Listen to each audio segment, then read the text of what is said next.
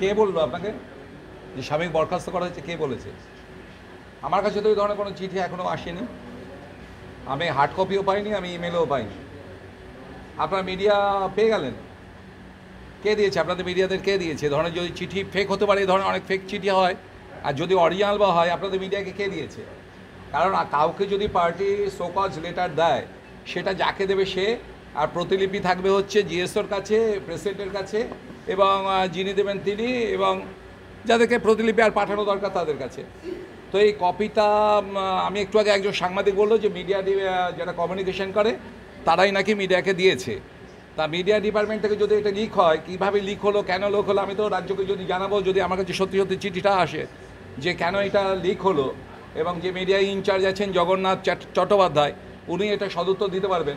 উনি যেহেতু দায়িত্বে রয়েছেন মিডিয়া ইনচার্জ, যে ডোনার ডিপার্টমেন্টের কে লিক করেছে, তা ওনাকেই ধরা, ওনার কাছে রাজ্য নিশ্চয়ই কৈফিয়ত চাইবে।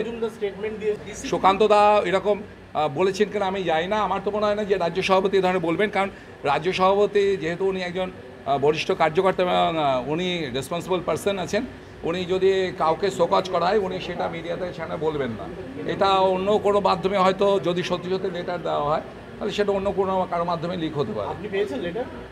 আমি এখন পর্যন্ত লেটার পাইনি।